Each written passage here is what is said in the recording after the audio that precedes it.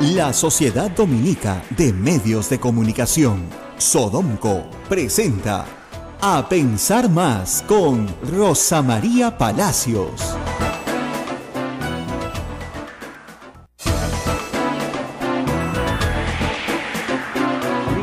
Bienvenidos, esta es una nueva emisión de A Pensar Más con Rosa María Palacios en las emisoras de la Sociedad Dominica de Medios de Comunicación Sodomco, integrada por Radio Santo Domingo en Chimbote, Radio San Martín Arequipa, Radio Veritas CRTV Cusco, Radio Cepagua Ucayali, también con nuestros amigos de Radio Quillabamba en La Convención y Radio Madre de Dios en Puerto Maldonado. Radio Santa Rosa es nuestra anfitriona en Lima, ciudad capital, y desde ahí estamos transmitiendo en estos momentos este programa. Recuerden que también estamos en vivo por medio de Radio Santa Rosa en la página, en fanpage de la radio, en Facebook Live, esta señal que nos permite integrarnos con el mundo entero, no solamente con el audio. ¡Qué miedo! También con el video. Hay que tomar postura. Buenos días a todos. He tenido dificultades para entrar. A veces esto es un convento demasiado cerrado, ¿no? En modo clausura. En modo clausura estábamos hoy día. Tocaba todas las puertas y nadie me abría. Y estamos de mañana con lluvia, me estaba empapando afuera, lloviendo pero gotones, esa lluvia de verano de gota grande, ¿ya? Y yo tocaba la puerta y me seguía mojando, y tocaba la puerta y me seguía mojando, parecía película, de verdad. ¡Déjenme entrar al convento! Es una cosa espantosa. En fin, tenemos varias novedades. Quiero empezar con un descubrimiento de José Alejandro Godoy, que se va a retirar del periodismo por un tiempo para trabajar en el sector público, pero que se despide con una cosa muy curiosa hoy. Tú sabes que en el año 2008, nuestro entonces presidente, el señor Alan García Pérez, tenía, el deseo de plasmar pues su visión del país, ¿no?, en un libro. Y hizo una larga entrevista con Carlos Spa y el libro se publicó. Muy bien. Este hermoso libro fue auspiciado por... No. Sí. No te puedo creer. Eso es increíble. Fue auspiciado por Odebrecht. Entre otras concesionarias, ¿no? Fue auspiciada por Odebrecht. Y las fotos incluso fueron prestadas por Odebrecht también, algunas de ellas. ¿No te parece increíble? No los conozco, no sé quiénes son, hay unas ratitas ahí. Pero el Cristo, el libro, ¿no? Perdóname, el Teatro Nacional, ya, demasiadas donaciones, ¿no? Para que no los conozca, para que no conozca a nadie, ¿no? Y nos tengan hablando tonterías en vez de estar hablando de, como dicen, el pez más gordo de todos. Tremendo libro, y rojo, bien bonito con su pensamiento, el perro lolterano, China, toda la... Pero ves atrás, auspiciadores, Odebrecht. Y lo que es curioso es que, que nadie se ha acordado de estas cosas, pero José Alejandro Godoy, que es un busquillas con los libros. Qué bravo, ¿ah? No, qué trompe, ¿no? Sí, se comenzó a ver, ¿quién auspició esto? ¡Anda! Lo cual confirma una hipótesis que tiene que ser válida para todos. Es decir, si Odebrecht era una persona jurídica respetable en el 2008, ¿por qué no le podía dar plata a la campaña de Humala en el 2010? ¿Te das cuenta? Claro. O sea, porque era para que haya lavado de activos, y eso hay que explicarlo 100 veces, tú tienes que recibir dinero de un mafioso a tiempo completo, que tú sabes que es mafioso a tiempo completo, y que además le vas a lavar el dinero para que luego él se beneficie de la lavada. El mafioso no te da la plata para que te la quedes tú. El lavado no es el regalo de un dinero. El lavado implica que hay una devolución del dinero transformado dentro del sistema financiero. Y a mí me hace una gracia, porque ya no saben qué delito buscarle a los Humala, ¿ya? Entonces dicen, defraudación tributaria. ¿Saben qué, chicos? Tengo una mala noticia, fea, ¿no?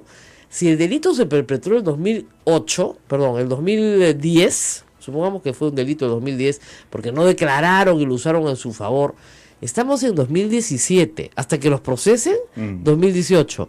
Prescribió, pues, 8 años prescribe. O sea, tributariamente a ti no te pueden revisar de 4 años para atrás. Claro. Máximo la extensión es de 6 años para atrás. Entonces, no hay forma tampoco. Ya pasaron 7 años. Eso es en el caso de tributario. Bueno, que no hay, olvídense, ¿no? Ya no saben por dónde jalar la pita. Y a mí me gustaría también que mucha gente vaya presa, ¿no? Pero si vamos a jalar la pita para unos, jalemos la pita para todos, ¿no? Y con celeridad, ¿no? Claro, entonces, por ejemplo, yo volvería a hacer una auditoría con un perito no aprista, por ejemplo, de los bienes de Alan García, por ejemplo, ¿no? Y de sus esposas, parejas, hijos, etcétera, para considerar si ahí hay una apropiación indebida de dineros del Estado, transformada en un delito que se llama enriquecimiento ilícito, ¿no es cierto? Y que no lo tenga que revisar el fiscal de la nación, porque ya no tiene privilegios, sino cualquier fiscal. A ver, entonces ahí veremos si los signos exteriores de riqueza de Alan García son indicio o no.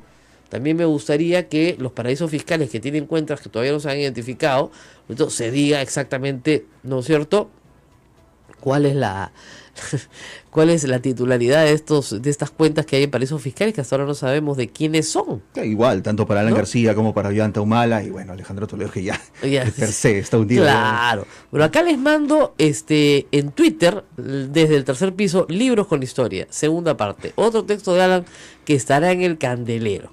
Qué gracioso, ¿no es cierto? Odebrecht auspiciando, bien, otras también, pero ahí bien bonito. Perú Visión, su visión del Perú. Una cosa macanudo. En fin, es hoy el Día Mundial de las Enfermedades Raras. No quiero que se me pase esto porque creo que a veces estos días son buenos para levantar conciencia de ciertas cosas que están frente a nosotros y que no vemos. Hay un sector de peruanos pequeño que tiene enfermedades muy raras. Algunas se les conoce como enfermedades huérfanas, porque son tan extrañas que ni siquiera hay mucha investigación científica sobre ellas, ni tampoco se ha desarrollado curas o tratamientos para este tipo de enfermedades que suelen ser crónicas. Así que un saludo, digamos, solidario a todas las familias, sobre todo, que tienen que cuidar a pacientes con enfermedades raras y que son pacientes cuyo costo de cuidado es muy alto y por los cuales el Estado casi no hace nada. Entonces aquí las familias son las que se cargan al hombro, ¿no es cierto?, el costo de estas enfermedades, que además muchas veces, incluso dentro de los seguros privados, no están cubiertas. Entonces es complicado. Ahora, nuestro país tampoco está preparado para la investigación de este tipo de enfermedades. No, pero sí puede colaborar muchísimo con la investigación de estas enfermedades. ¿Cómo? Porque tiene a las personas que las tienen. ¿Te das cuenta? Habiendo tan pocas personas en el mundo con determinada enfermedad, justamente las personas que tienen enfermedades raras son ellas sujetos de investigación. Entonces, al tener los sujetos de investigación en el Perú, tú puedes perfectamente trabajar con el MINSA y con programas de desarrollo en el mundo. El problema es que no se investiga ni siquiera en el resto del mundo. Sí, porque son muy raras, pues. Claro. Entonces tienes una enfermedad que afecta a 10 personas en el mundo, o a 15 personas en el mundo, ¿no es cierto? Ya, supongamos a 50 personas en el mundo. Es bien difícil, ¿no es cierto?, que un laboratorio invierta miles de millones de dólares en encontrar una cura para esas 50 personas. Es una tragedia, pero es así. Entonces, y nadie está libre de eso. Nadie está libre. Las enfermedades raras son genéticas, se manifiestan como efectivamente una rareza de la naturaleza y finalmente, como son raras, se quedan solas, ¿no es cierto? Y a veces tenemos familias muy muy pobres, reitero, que no tienen ni siquiera acceso a salud, que tienen que correr con todos los gastos del cuidado de una persona con una enfermedad rara. Vamos a dar otra noticia importante también. Ayer me han dicho bruja, adivina, de todo, pero no soy bruja ni adivina, ¿ya? Sino que explico lo que el sentido común indica.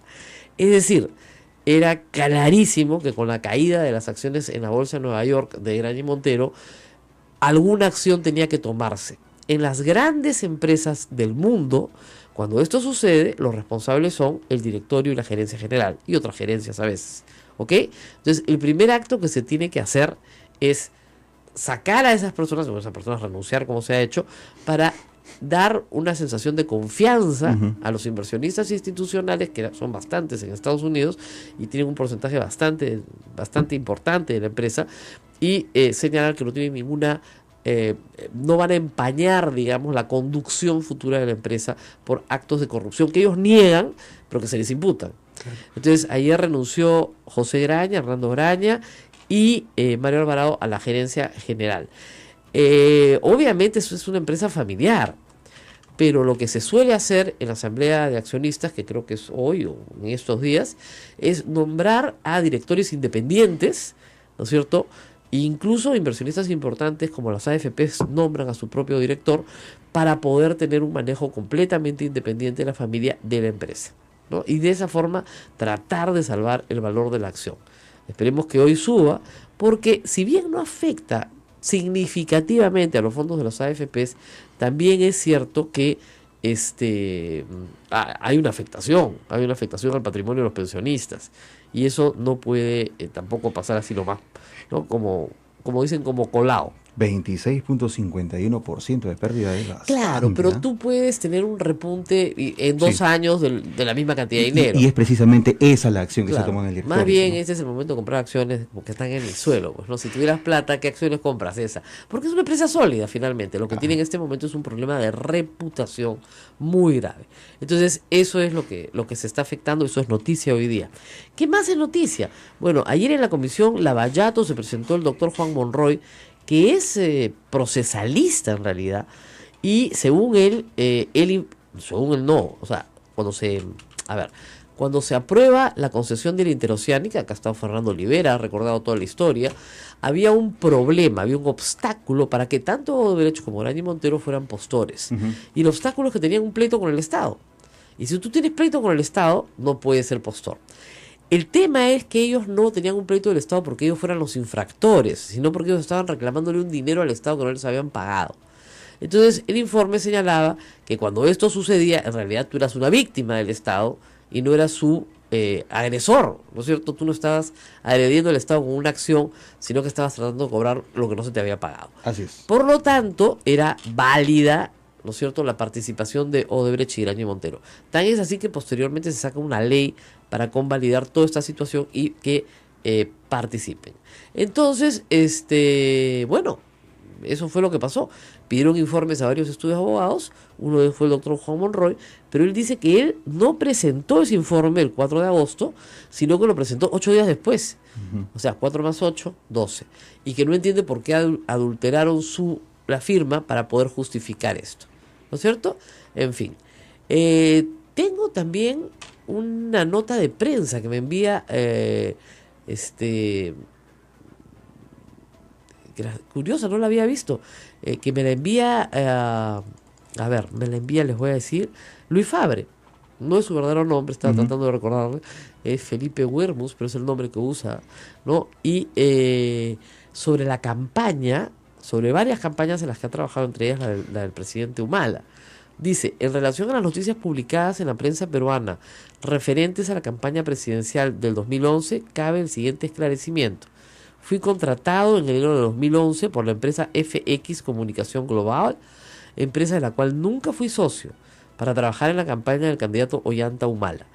Miren, esto es cierto, porque el que contrata a esta empresa es Salomón Lerner. Lo hace en enero del 2011, pues estaban desesperados. Ollanta Humala estaba muy atrás en las encuestas. Y regreso al tema que comentábamos ayer. ¿Por qué Odebrecht les daría $3 millones en mayo del 2010? Cuando no valían nada, además cuando estaban entusiasmadísimos dándole plata a Alan García para su Cristo, para su libro, para otras cosas, ¿no es cierto? Bueno, ¿qué más dice Luis Fabre? Trabajé en dicha campaña como es de público conocimiento y fui responsable de la creación de sus spots publicitarios. No participé de ninguna reunión sobre financiamiento de dicha campaña electoral y no recibí ni me fue solicitado entregar dinero para los responsables de dicha campaña. Por último, reafirmo lo ya declarado en 2006 a la comisión presidida por Juan Pari.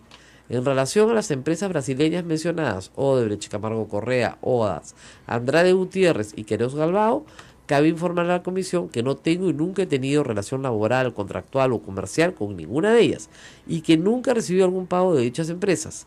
Deseo agregar que no tengo ni tampoco he tenido cualquier relación laboral, contractual o comercial con ninguna empresa brasileña que tenga inversiones en el Perú. Eso es lo que dice Luis Fabre. Ahora, ¿cómo probamos que él cargaba la plata? ¿No es cierto? Entonces, sí, la verdad es que esto es muy claro y esperemos que se ratifique en lo que digan los demás. Barata no ha dicho que Fabre era el que cargaba la plata, ¿no es cierto? Hasta donde yo sé, aun cuando en varias publicaciones peruanas los indican a él como una especie de mula o correo de dinero en efectivo. Lo cierto es que él entra a la campaña en enero del 2011. ¿Y por qué lo sé? Porque cuando él entra a la campaña le prohíben a Humala darme entrevistas. Nunca más me dio una entrevista. No le era conveniente. La última entrevista que me da un mal a mí es justamente las primeras semanas de enero del 2011. Yo creo que Fabre vio y dijo, no vuelve más a este programa. ¿Ya? Entonces simplemente nunca más me dieron una entrevista, de verdad. A partir de que Fabre aparece. ¿Ya? ¿Por qué sería? Porque quería ganar las elecciones, supongo, ¿no? Pero en fin, entonces sí recuerdo claramente los hechos, ¿no? No son hechos a los que no pueda recordar. Así que nada, vamos a hacer una pausa, hay mucho más por contar. El país está muy involucrado en un tema policial, pero vamos a salir de los temas policiales y vamos a los temas nacionales. El tema de Chinchero también está en agenda, una nueva suspensión de la obra en el aeropuerto, y una controversia nuevamente en el Congreso que amenaza arrasar con el vicepresidente de la República y ministro de Transportes, Martín Vizcarra. Así es. Es la próxima víctima. Se oyen las voces de censura. No, y además es interesante porque se unen, la moción la presenta Acción Popular, no la presenta el Fujimorismo. Claro. Obviamente la izquierda va a buscar censurarlo, porque si no lo busca censurar, la izquierda queda mal. No tendría razón de ser. Exactamente, ¿para qué está? Y con los votos del Fujimorismo simplemente el hombre está quemado. ¿Ya? Y era la carta de sacar adelante infraestructura muy importante para el Perú. Como lo hizo bien en Moquegua, el presidente confiaba muchísimo en que Vizcarra pudiera sacar adelante todos los proyectos de infraestructura que hay que sacar, que no son pocos, y simplemente lo van a quemar, como han quemado al ministro de Educación.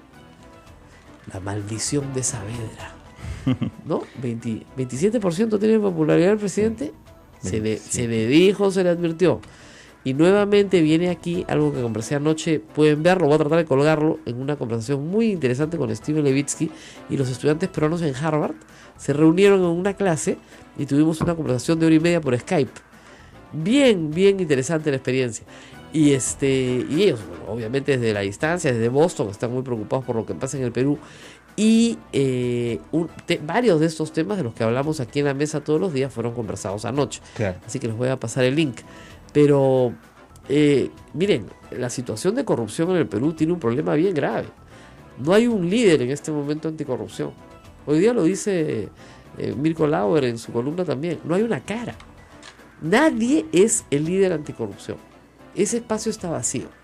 Entonces hay que preguntarse si se va a llenar con Verónica Mendoza, con Julio Guzmán.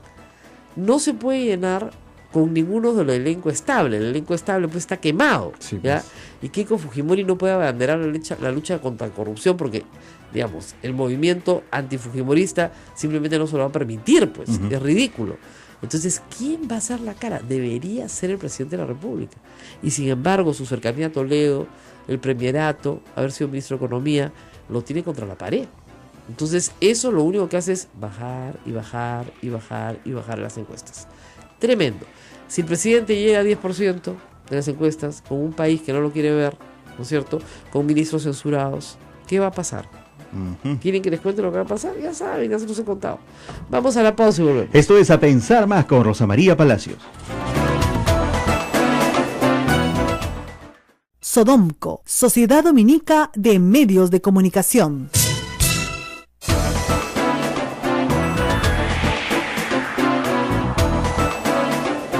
Mañana, 8 de la mañana con 20 minutos, continuamos. Esto es A Pensar Más con Rosa María Palacios. Bueno, seguimos conversando sobre hechos importantes. Cusco preocupado, nuestros oyentes del Cusco seguramente estarán preocupados. Se ha postergado el inicio de las horas en Chinchero de nuevo 3 meses, porque la Contraloría tiene que decir algo, porque el Congreso tiene que decir algo. Vamos a estar con Johnny Lescano en un momento, miembro del grupo, la bancada de Acción Popular, que ha presentado ayer una moción, digamos, de interpelación ya completa, con 27 preguntas para el ministro de Transportes, en la que se encuentra básicamente el caso Chinchero, que se ha convertido en la bandera de lucha de Víctor Andrés García Belaúnde. No sé por qué no le interesa a Odebrecht, o no le interesa a García, no, eso no le interesa, pero esto sí le interesa. Entonces lo ha convertido en un caballito de batalla, que es una estrategia lógica en un político, ¿no? a ver si el gobierno no se da cuenta que faltan políticos para responder políticamente a los ataques políticos y desarrollar su propia agenda política, que el gobierno parece que no la tuviera. Tú me contabas ayer de un escándalo en el Congreso. Sí, pero escándalo, en todo caso algo que tenía, que era ya visto, ¿no? La Comisión de Ética nuevamente hizo de las suyas.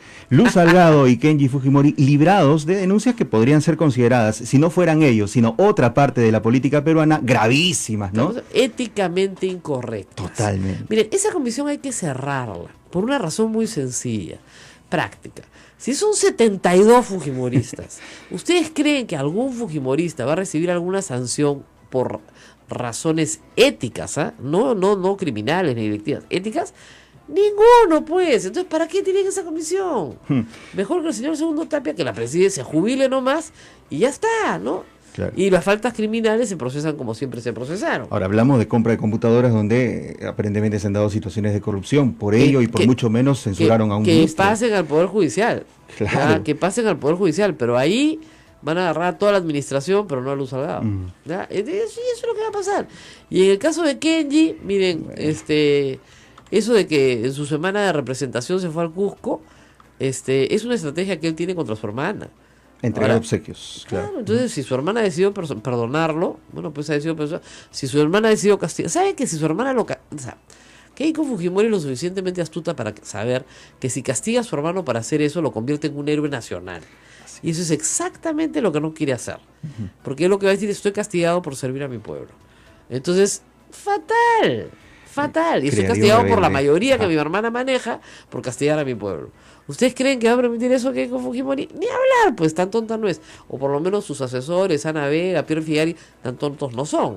Entonces la orden es a Kenji nada, justamente para no hacer de él un héroe nacional. Porque de lo que se lo acusa es de repartir cosas durante su semana de representación. Pero si esto no tiene sanción, simplemente lo va a seguir haciendo. Así es. Sin ningún problema, ¿no? Así es. Bueno, la otra cosa que también pasó ayer en el Congreso que a mí me llamó muchísimo la atención fue que Mauricio Mulder quiere denunciar constitucionalmente al congresista Juan Pari, que lo único que ha hecho es hacer su trabajo, ¿no es cierto? ¿Y por qué? ¿Por qué lo quiere? Porque dice que ha ocultado información. Ya, no ha ocultado información, le ha entregado toda la comisión que está viendo la Vallato ahora. Que no sepan leer o que no se sienten a revisar papeles es otra cosa. Entre la información entregada, se pidió a distintos bancos del país información sobre ciertas personas. El Banco de Crédito, no la Unidad de Inteligencia Financiera, entregó bastante información sobre cuentas de Pedro Pablo Kuczynski y los movimientos que éstas tenían. Ya se ha explicado que todos esos movimientos son lícitos y todos esos movimientos están explicados en la declaración jurada de Pedro Pablo Kuczynski. O sea, no hay nada ilícito ahí. Claro. Entonces le quiere hacer una acusación constitucional por un documento que no tiene nada ilícito, pero que no declaró. Lo que él dijo, esa información llegó cuando estábamos con el informe cerrado. La lacramos y la entregamos al Congreso para la siguiente comisión. Porque ni siquiera la bancada del señor Mulder quiso votar el informe Pari. Así que si ni siquiera quisieron votar el informe Pari, no se pase, pues qué acusación. No, pues, no hay derecho moral para pedir nada. Así es, ¿no? pues. Entonces tú dices, oye, ¿qué le pasa a esta gente? ¿Qué les están dando de comer? ¿Cuál es el rancho en la cafetería del Congreso? Por Dios. No todos se acusan, yo te acuso, tú me acusas. Han convertido el Congreso en una comisaría bamba, ¿no? Porque si hubieran acusaciones que tuvieran sustento sería interesante. Pero no hay nada ahí, ¿no? Entonces te voy a meter preso, señor Juan Pari. Juan Pari se ríe, pues, y dice: lo que tiene miedo el señor Mulder es lo que yo voy a contar ante el fiscal sobre Alan García. Eso es lo que le da miedo. Que se tranquilice nomás. ¿Por qué? Porque efectivamente la comisión de Juan Pari y luego IDL Reporteros, ¿no es cierto?, recogen una información importantísima de tráfico de dinero en efectivo el 2007 en el Perú. Tráfico que se realiza a través de testaferros que están perfectamente identificados. Y tráfico que se realiza hacia cuentas en el exterior, en paraísos fiscales, que hasta ahora no pueden ser descubiertas la identidad verdadera del propietario de esas cuentas. Lo cual ayudaría a llegar al final, ¿no es cierto? Claro. O sea, discúlpeme, en el año 2007, ¿quién gobernaba el Perú? Alan García, ¿no? Si había tráfico de coimas, ¿para quiénes eran? Para los que estaban en el poder, ¿no es cierto? Los funcionarios que tenían poder de decisión. Ya, de eso no quiere hablar Mauricio Mulder, ¿no? Cada uno quiere hablar de lo que le provoca y quiere meter a Juan Pari preso por no presentar una información que sí presentó y que está en un sobre lacrado entregado a la comisión siguiente. Y que es el sobre que utilizan aprista conocido aparentemente en Nueva York, para hacer un informe que dice FBI investiga. FBI no investiga, él se presentó en la puerta del FBI y dejó un papel, ¿no? Lo pueden haber recibido, lo pueden haber tirado a la basura. Claro. ¿Ya? Entonces, y es el mismo papel que está en el sobre de la Comisión Pari, que es la plata de Kuczynski, su plata personal, sus ganancias de su trabajo registrada, ¿no? Entonces, ¿cuál es el problema? ¿No es cierto? Es increíble. Me están diciendo que han borrado del dial de AM. O sea, ¿por qué me han borrado el dial de AM? Aquí en Lima, porque el problema solo es en Lima, hay un inconveniente técnico, digamos, de consideración con la planta de amplitud modulada. Es decir, no está funcionando el transmisor o la antena por un tema eléctrico. Es por ello que no estamos saliendo en Lima en la banda de amplitud modulada. Nuestros oyentes nos están escuchando por medio del streaming, que es la transmisión en vivo por internet y por el Facebook Live, y también a través de lo que se graba en Sodonco. O sea, que del resto del Perú sí nos escuchan sin ningún problema. Sin ningún problema. En las bandas AM y FM. Y en las FM que tenemos de los demás, de las redes, de las demás radios afiliadas a Sodonco. Así es. Pero por AM también nos escuchan en todo el Perú, pero no en Lima. ¿Cuándo vamos a arreglar el problema? Ese es el tema. Están justo los ingenieros viendo eso, la solución aquí en Radio Santa Rosa en Lima. Estamos en la FM en los 105.1, eso sí, en Lima Sur. Pero la amplitud modulada sí tiene un problema en estos momentos. Uy, señores, esto va para largo, ¿ah? Pero miren, este convento tiene 500 años y no se ha caído. Y esta radio tiene 58 años y seguimos aquí. Así que tranquilos porque va a haber una solución. Mientras tanto, todo se puede solucionar. Oye, me dijeron ayer que esta conversación, por ejemplo, con los muchachos de la Universidad de Harvard, la han escuchado 20.000 personas. 20.000 personas, sí. Wow, es bastante. Live. Es bastante. ¿Ya? Y yo ni siquiera la había publicado, ¿eh? O sea, es impresionante lo que se puede hacer a través de estos medios alternativos de comunicación. Lo transmitieron vía Facebook. Sí, Facebook. Claro, eso es inmediato. Inmediato. Entonces, tenía gente de fuera que me decía, pucha, son las 3 de la mañana acá, pero me he quedado pegado. ¡Qué suerte, caramba! Y lo bueno de eso es que luego de esa transmisión en vivo queda grabado todo el contenido, ¿no? Y ahora lo voy a colgar más tarde. Entonces, eso creo que va a ser interesante para los oyentes. ¿Ya tenemos nuestras comunicaciones? Todavía. Johnny Lescano siempre se queda dormido cuando lo llamamos. No contesta, está tomando desayuno, está comiendo pan con chicharrón, tiene la boca llena, no sé. Pero el asunto es que siempre que quedamos, algo pasa. Vamos a tratar también de estar desde Honduras con Julio Arbizú, que es, como ustedes saben, abogado. Él trabaja ahora actualmente en Honduras, ha sido procurador anticorrupción. Tiene muchas cosas que contarnos sobre, obviamente, lo que puede pasar con los implicados. Yo reitero, porque yo creo que es bien importante, hasta ahora el señor Barata tiene 4 acusaciones, si ustedes quieren, para ponerlas en orden. Primera acusación, contra Toledo. La primera acusación, discúlpeme, fue contra la banda del MTC. Okay. Caso en el cual los implicados están detenidos, todos, en Lurigancho, ¿no es cierto? Incluso hay la esposa de uno del señor Cuba, también detenido, la pareja si quieren. Todos están detenidos, ¿no? Todos los que tenían orden de captura internacional se han presentado. Muy bien.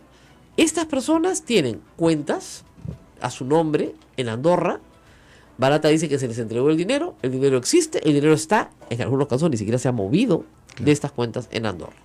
Según la declaración del Departamento de Justicia de los Estados Unidos, esa obra, el Metro de Lima, tuvo una coima de por lo menos $9 millones. Solo se han encontrado 2,5, faltan 6,5. Esa es la situación. Segundo acusado, Toledo, $20 millones. Le han encontrado ya $9 millones que se pueden trazar a través de Maiman, ¿ok? Pero además tiene las compras en el Perú, que no puede justificar. Entonces es un caso más o menos redondo y claro. Hay cuentas, hay plata, hay depósitos, hay testaferros, hay todo, ¿no? Redondo. Los dos primeros casos redondos, Toledo con orden de captura internacional, que todavía no puede tramitar el juez hasta ahora. Eso es increíble, el juez federal no puede tramitarlo porque la burocracia peruana no logra hacer que se tramite. Se les escapan las tortugas, la verdad. Y la acusación 3 es contra los Humala. Yo le di $3 millones a los Humala en mayo del 2010, lo cual es extraño.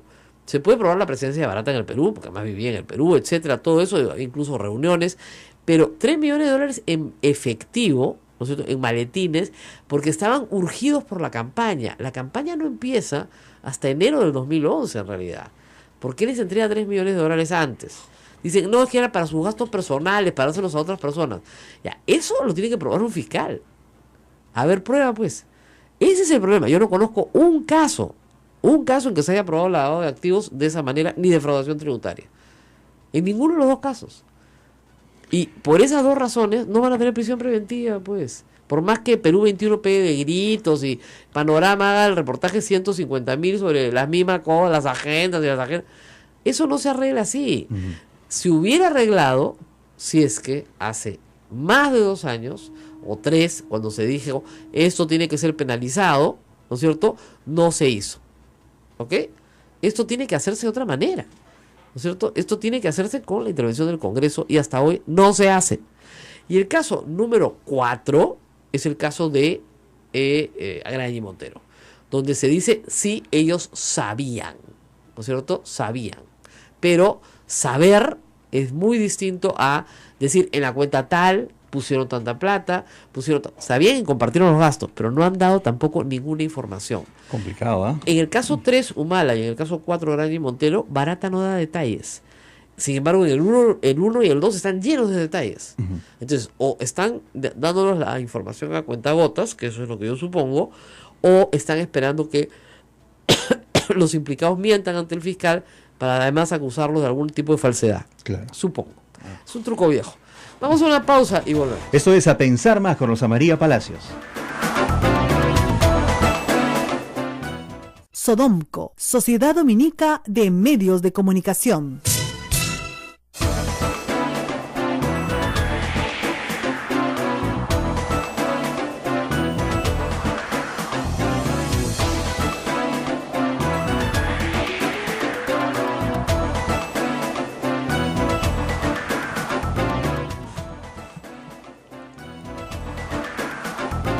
Continuamos, amigos. Esto es A Pensar Más con Rosa María Palacios en las emisoras de la Sociedad Dominica de Medios de Comunicación.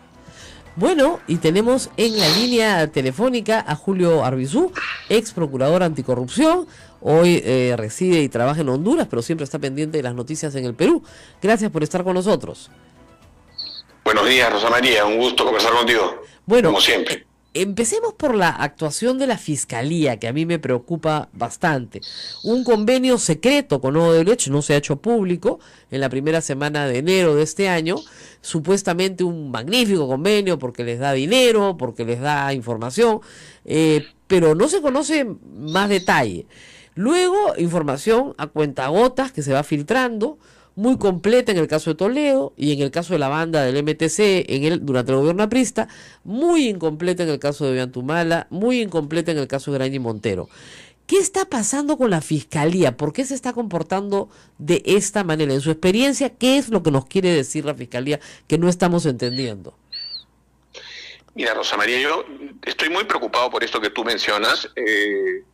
Aquí solamente hay dos posibilidades. Es que, desde un punto de vista objetivo, digo, ¿no?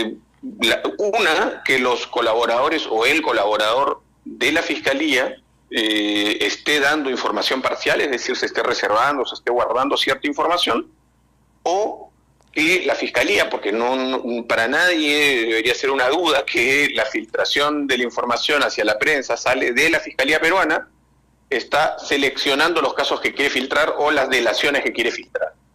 Entonces, lo que yo estoy viendo por la forma en que llegan las noticias es que hay efectivamente, digamos, una aparente selectividad de las imputaciones, de las delaciones y por cierto, también de la comunicación de la Fiscalía con la opinión pública.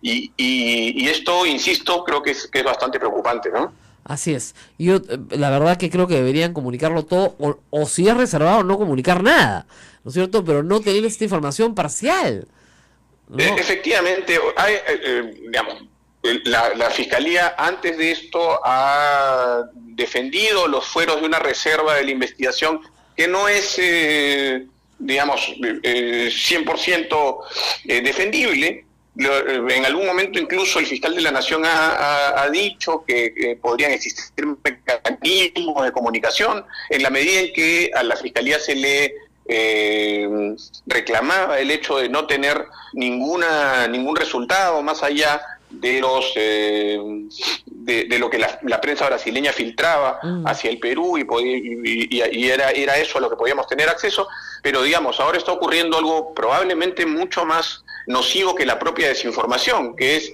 la información a cuentagotas, como tú decías, la información aparentemente seleccionada, la información que tiene que ver con determinados personajes y el silencio total respecto de otros que parecieran tener, digamos, no solamente por la impresión de un lego, sino para quienes conocemos del caso y para quienes conocemos de cómo se investiga un caso de media corrupción como este, pues bastante más responsabilidad, ¿no? Así es. Ahora, veamos también la Procuraduría. Los oyentes siempre se confunden. El procurador es el abogado del Estado, como agraviado en este caso. El fiscal es quien dirige, ¿no es cierto?, la acción penal y quien acusa, el juez, el que juzga y condena. La Procuraduría se ha reformado, han nombrado nuevos procuradores ad hoc solo para el caso Odebrecht. ¿Cómo ve esta situación? ¿Ha sido una buena idea partir la Procuraduría Anticorrupción y crear una Procuraduría ad hoc para este caso? Mira, Rosa María, yo creo que esto es algo incomprensible. La verdad es que he escuchado algunas de los argumentos de quienes han tomado esta decisión y sigo sin comprenderlo. El doctor Amado Benco y su equipo, porque tiene un equipo bastante numeroso, están en perfectas condiciones de hacerse cargo de un caso como este. No solo es eso, sino que además el doctor Enco tiene bastante más experiencia que cualquiera de las personas que se ha contratado para esta Procuraduría ad hoc. Pero no solo eso, mucho más. Me parece que apenas creada esta Procuraduría ad hoc, ni siquiera se ha previsto que ésta participe de los acuerdos, ¿no?, a través de los cuales se están produciendo las delaciones de las personas en Brasil. De esta manera, claro, no tenemos ninguna garantía. Claro, o sea, miren, la diferencia que yo observo, por ejemplo, es que la Procuraduría en la época del proceso Montesinos-Fujimori fue absolutamente proactiva y participaba en las confesiones de, por ejemplo, Martín de Pinchi Pinchi. O sea, participó activamente. Martín de Pinchi Pinchi primero busca al procurador y luego van a la fiscalía. Hemos perdido la comunicación, pero la vamos a retomar en un instante. Y hay esta permanente proactividad de la procuradora. Ahí estamos en la conversación. Hola, Julio, estamos ya nuevamente conectados contigo. Decía yo que en el caso de Fujimori y Montesinos, por ejemplo, la Procuraduría participó en las confesiones que se hicieron, ¿no es cierto? Todas las personas que fueron colaboradores eficaces tenían presente durante la manifestación de la colaboración a un procurador que también hacía preguntas.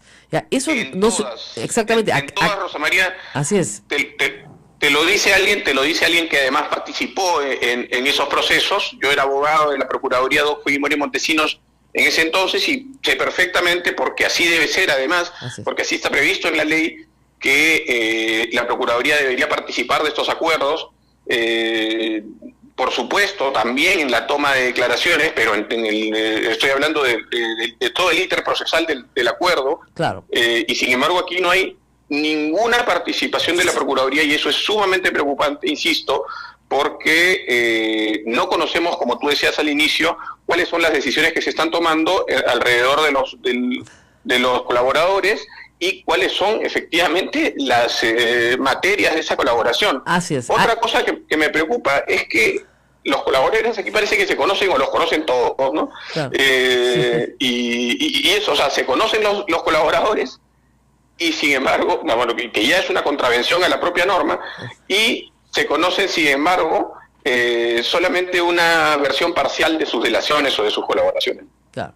Ahora, hay una cosa interesante, ¿no es cierto? Los fiscales peruanos están yendo a Brasil a escuchar durante horas a Barata, a interrogarlo, no acompañados de la Procuraduría, que es la abogada del Estado y que debería estar presente para velar por los intereses del Estado. Entonces ahí yo creo que hay una primera transgresión de la Fiscalía a la norma y una falta de proactividad de la Procuraduría Anticorrupción. Y claro, el procurador Amado Benco ahora dice, bueno, si han creado esta otra Procuraduría, que las doctoras se ocupen. Entonces no está asistiendo una parte importante del proceso a estas. Y dos, como tú dices, no conocemos el acuerdo de la empresa persona jurídica Odebrecht, que hay un acuerdo con la Fiscalía, y tampoco conocemos el acuerdo de Barata con la Fiscalía, porque tiene que haber un acuerdo de Barata con la Fiscalía, y además ese acuerdo tiene que ser llevado a un juez, para que ese juez lo califique, le dé un número, un código secreto. Sí, ¿no? es verdad, Rosa María. Otra cosa, y eso hay que aclararlo, es que el señor Barata no es en este momento un colaborador eficaz. Tampoco es un delator en el sentido formal del término, es decir, es un aspirante a la colaboración eficaz. Y estas versiones que puede estar entregando tienen que ser necesariamente corroboradas o sometidas a un cruce con otro tipo de informaciones. Tú bien sabes que no basta, ni siquiera en el marco de un proceso de colaboración eficaz, la delación o la incriminación de un sujeto si no ha sido debidamente corroborada y, como tú decías, además aprobada esa colaboración por un juez. Claro, nada de eso ha sucedido y sin embargo tenemos ya 4 acusaciones graves, 2 con detalle y con órdenes de captura, y 2 que quedan un poco en el aire porque es, sí, sabían, sí, les di, pero no hay corroboración de nada, ni de nadie. O sea, Barata tendría que presentar otros testigos de los hechos, tendría que presentar cuentas, depósitos, en fin, reparto de coimas con Gani Montero, nada de eso está. Entonces, es una situación bien extraña, incluso para la investigación penal. Yo insisto, yo creo que en la medida en que menos conocemos de este acuerdo, o preacuerdo, digamos, de esta pretensión del señor Barata a tener un acuerdo con las autoridades peruanas, más suspicacias pues podemos tener, ¿no es cierto? No sabemos si Barata, además de esa declaración, ha entregado algún tipo de medio probatorio que la Fiscalía haya podido cruzar para aseverar la verdad de su dicho. No hay que olvidarse que la colaboración eficaz requiere de 2 mecanismos de control. Uno es el control de oportunidad y el otro es el control de veracidad. Es decir, la información tiene que ser veraz, pero tiene que servirle a la Fiscalía.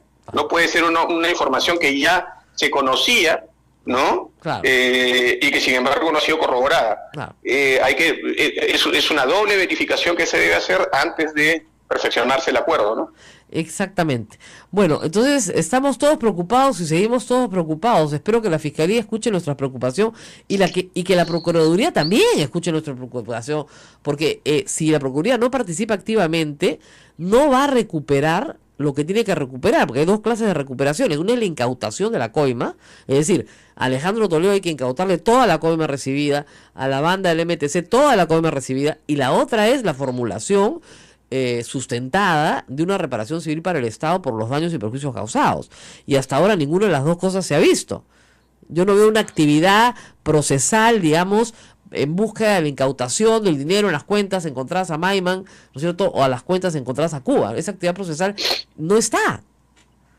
O no la conocemos. Mucho más grave todavía, yo hace unas semanas decía, no entiendo por qué, por ejemplo, los activos de Odebrecht no son embargados preventivamente. Así, yo lo dije en diciembre, estamos vamos a estar en marzo mañana y no hay un embargo. No entiendo por qué esto no ha ocurrido, es decir, estoy hablando de los activos de Odebrecht. Y Odebrecht ya está vendiendo, claro, el gobierno sacó este decreto de urgencia, para que no vendieran nada. Que le traspasa al mismo Estado la responsabilidad de resarcirse a sí mismo, pero que en realidad no está tomando las precauciones que debería tomar, y esto tendría que haber salido de la Procuraduría ad hoc recientemente creada, es decir, la decisión de solicitarle al juez, ¿no?, el embargo preventivo de los activos de Odebrecht que todavía le quedan, y eventualmente incluso pedir la nulidad de la venta de los activos a terceros, porque la empresa, los representantes de la empresa ya sabían de estas investigaciones al momento de hacer los traspasos. Claro. Entonces, y no se está tomando ninguna precaución. Claro, y no solamente de Odebrecht, sino de OAS, de Andrade Gutiérrez, o sea, de todas las demás. Es un trabajo duro, pero hay que hacerlo. Hay que solicitar todos los embargos preventivos. A mí lo que me preocupa es que el pacto con Odebrecht, persona jurídica, implica que no haya ninguna acción directa sobre la empresa. Es decir, que no haya allanamiento, que no la ha habido, que no haya incautación de documentación, que no la ha habido, que no hayan embargos, ni siquiera embargos en forma de administración, por ejemplo, de los flujos de las concesiones. Nada de eso hay. Y me preocupa que eso esté en el acuerdo y que nadie lo sepa. Porque tú tienes que decir, ya, perfecto, te concedo todo eso, pero ¿a cambio de qué?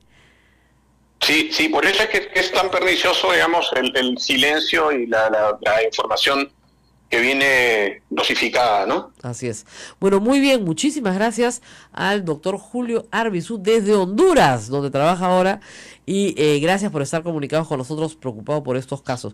Vamos a ir a una pausa, hay mucho más en A Pensar Más, no se muevan.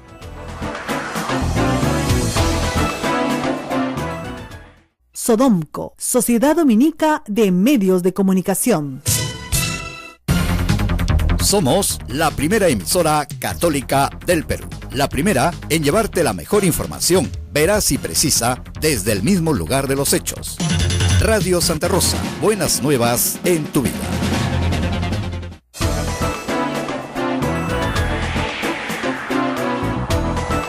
8:52, esto es A Pensar Más en las emisoras de Sodomco y atendemos un poco las preguntas o los pedidos que hacen algunos oyentes, Rosa María, a través de las redes sociales. Blanca Velázquez nos dice, Rosita, please, dale un curso acelerado a PPK para que sea el líder que buscamos. Si le ayudaste en el debate, ayuda a que sea un buen líder, es lo que hoy la mayoría te agradeceríamos. Bueno, vamos a explicar una cosita.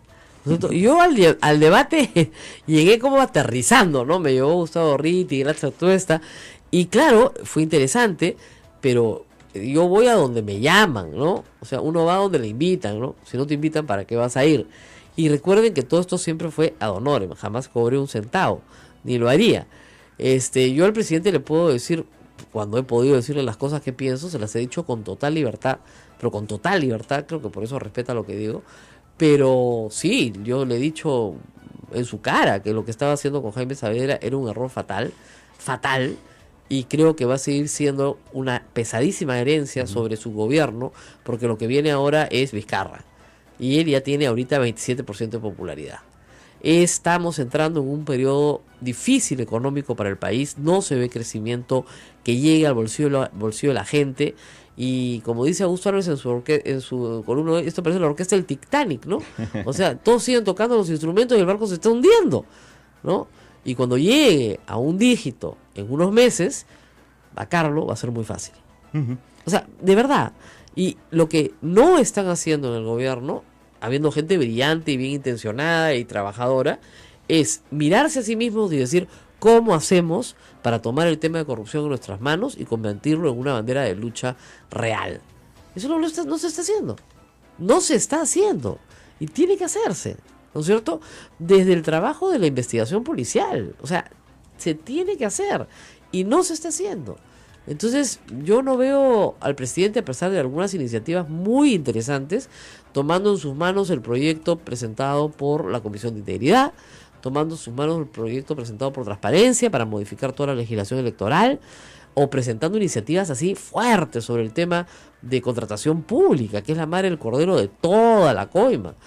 O sea, tienes que sentarte y decir, ya, vamos a hacer esto, pero tienes que decirlo con firmeza y tienes que tomar acción, estar, ¿no es cierto?, en los sitios donde, o sea, ese puente trucho que te hicieron y se cayó, ya, tienes que estar parado sobre el puente, pues, diciendo, esto no va a volver a pasar. Eso es lo que le falta, es una estrategia de comunicación directa con la población que está viendo que hay obras mal hechas, que se hicieron caras. El presidente está parado sobre la interoceánica y decir esto no va a volver a pasar.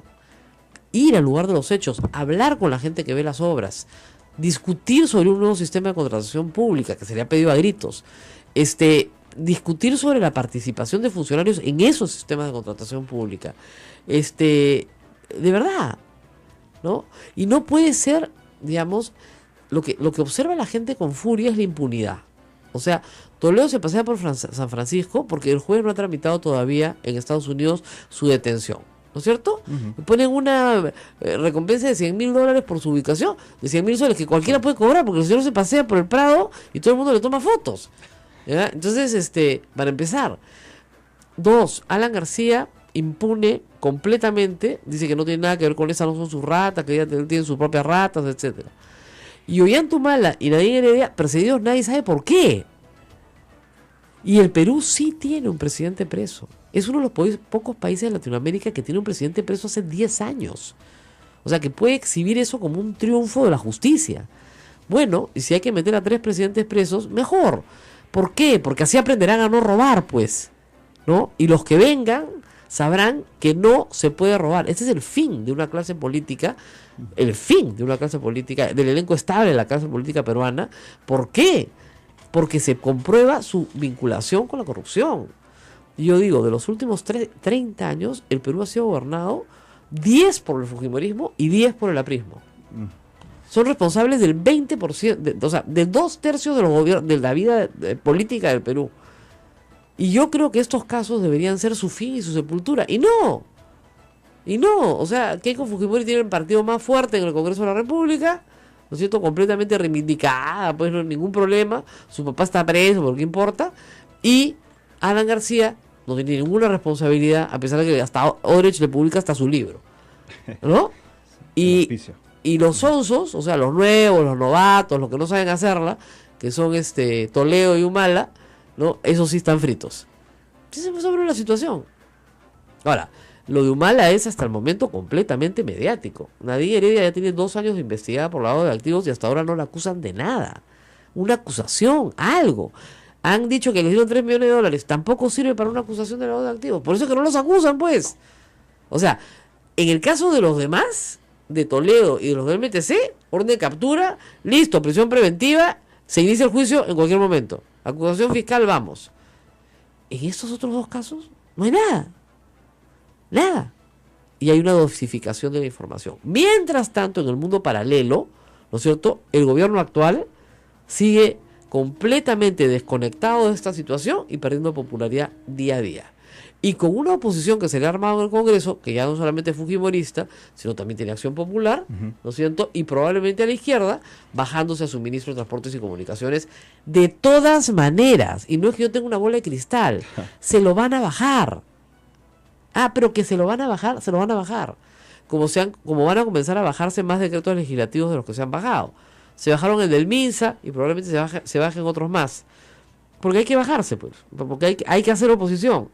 Pero una vez que se instale el Congreso el 15 de marzo, olvídate. De Vizcarra no queda nada. Lo van a tratar igualito que a Saavedra, ¿no? La interpelación, que vaya, así que conteste las preguntas, que regrese, que vamos a pensarlo, que de repente no, que de repente sí. Lo censura de todas maneras. Ahora, que yo presumo que el tema de Chinchero no va. Porque ya está la presión del señor Víctor Andrés García Belaúnde y su grupo político, que son 5, ¿no es cierto? Y tal la presencia en medios acusando todo el día de corrupto a Martín Vizcarra, yo no sé con qué desesperación, no entiendo ya con qué desesperación, que finalmente probablemente ese proyecto se tenga que cancelar. Con lo cual va a ser una especie de conga. ¿Te acuerdas de conga? Claro, igualito. Sí. Y no va, pues. Entonces no son capaces ni siquiera de ejecutar un aeropuerto. ¿No? Ese es el problema, con una protesta social en el Cusco en la patada, ¿no? Terrible. Es cierto, que Víctor Andrés García Belaúnde está muy activo en los medios de comunicación, dando a entender ese punto de vista. Sobre este tema. Y ha perdido hasta un amigo por todo esto, ¿no? Sí, la grabación es terrible, pero él ha dicho algo que es falso en el Twitter. Ha perdido un amigo por el caso de su Chinchero. No ha perdido un amigo por el caso de Chinchero. Ha perdido un amigo por insultarlo, que es diferente. Al señor Guido Lombardi. A Guido Lombardi lo ha perdido por decirle que le hacía entrevistas complacientes a García. Y dijo, la única entrevista complaciente que he hecho es a ti, con los libros malos que has publicado. Se lo dijo en su cara. Entonces, él no ha perdido un amigo por el caso Chinchero, él ha perdido un amigo por insultar al amigo. Porque al amigo no se le insulta y menos en público. Y además hay una cosa que yo siempre he dicho, ofensas públicas, disculpas públicas. Y lo que le debe el señor García Belaúnde a Guido Lombardi es una disculpa pública. Porque él dijo que tú haces entrevistas complacientes. No ha hecho ninguna entrevista complaciente a García, porque probablemente ni siquiera se la dan. ¿Ya? Él tiene, en este caso, que dar disculpas. Pues no puede pasarse amparado en inmunidad insultando a todo el mundo. O sea, yo puedo discutir el contrato de Chinchero, el plazo de ejecución de la concesión me puede parecer muy largo, puedo tener dudas sobre la capacidad económica ¿no es cierto?, del ejecutante, pero lo que yo no le puedo decir es vendepatria pues al señor Vizcarra, porque uno de los socios en este proceso es chileno. O sea, ¿qué es esto? Vendepatria. Eso es muy feo. Bueno, nos acaban de avisar de un sismo en Ica de 4.7, chiquitito. No hay nada de qué preocuparse, pero de todas maneras hay que reportarlo siempre para estar siempre alertas, como nos gusta estar a nosotros. Como debe ser. Como debe ser. Oye, son las 9:01, se me pasó el programa. Nos vamos, hasta Así mañana. es, hasta mañana. Y mañana vamos a tener mucho más, por cierto. No dejen de ver el descubrimiento de José Alejandro Godoy desde el tercer piso. ¿Ya lo tuiteaste? Claro, con ahí libro está. y todo. Sí, sí, sí. ¿Ya? ¿Cómo es que Odebrecht le auspicia el libro a Alan García de su visión? Mi visión, Odebrecht, ¿no? No los conozco, no tengo nada que ver con ellos, nunca los vi, nada los veía, ¿no? Hay tanta gente que investigar el caso García, tanta gente que investigar. No solamente es el presidente García, es todo el elenco que lo rodeó. O sea, ¿por qué el presidente de la República pone un embajador político, amigo personal, en Brasil el último año de su gestión? Díganme ustedes, explíquenme. El señor Ricardo Ibelini, amigo personal, después de haber tenido en Brasil, obviamente, profesionales, diplomáticos de carrera, ¿no es cierto?, que manejan la relación con un país muy complicado y muy importante para el Perú. Nuestra frontera más extensa es con el Brasil, ¿no es cierto? Y de repente, ¿no es cierto?, tenemos que tener un embajador político amigo personal. Eso nadie lo investiga, nadie dice nada. ¿Por qué Barata va a hablar con el señor Nava? Iba a hablar con el presidente, las 16 veces hay un grupo con el presidente y otra con Nava. ¿Qué tendría que hablar con el señor Nava? Con el secretario general de Palacio. ¿El avance de las obras? ¿Acaso el señor Barata era pues ingeniero constructor? Era el relacionista público de Odebrecht. Y el que llevaba y traía. Y reconocido por él. O sea, podía reconocerlo todos que son corruptos. O sea que no hay nada más que decir. ¿Por qué nada de esto se investiga? ¿Dónde está la fiscalía, no es cierto, citando a estas personas? No está, pues. No está. Ese es el problema, ¿no? Y Mauricio Müller amenaza al gran estilo aprista a denunciar constitucionalmente a Juan Pari. Ese es el estilo del APRA, empapelarte en el Poder Judicial, donde ellos controlan el Poder Judicial. Hasta que finalmente te absuelven de todo y sales libre de todo porque no hay nada, pues, estilo aprista.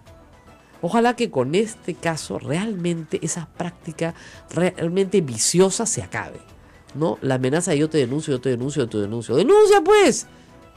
Como si alguien tuviera miedo al Poder Judicial, por Dios. Bueno, nos vamos y regresamos mañana, Ismael. Mañana, 1 de marzo. Sí. Cuídense mucho, hasta mañana. Hasta mañana.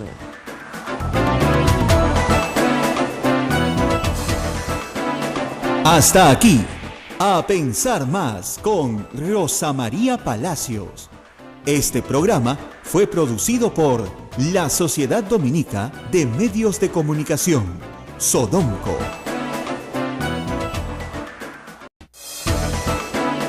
La Sociedad Dominica de Medios de Comunicación, Sodomco, presenta A Pensar Más con Rosa María Palacios.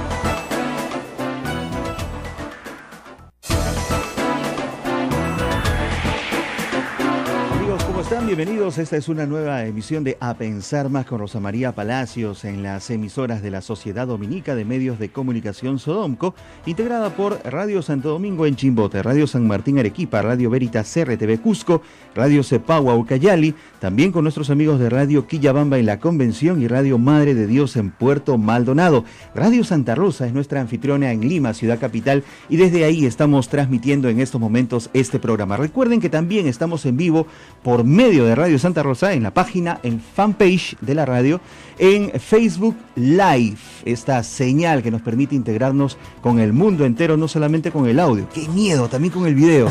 Hay que tomar postura. Buenos días a todos. He tenido dificultades para entrar. A veces esto es un convento demasiado cerrado, ¿no? En modo clausura. En modo clausura estábamos hoy día. Tocaba todas las puertas y nadie me abría. Y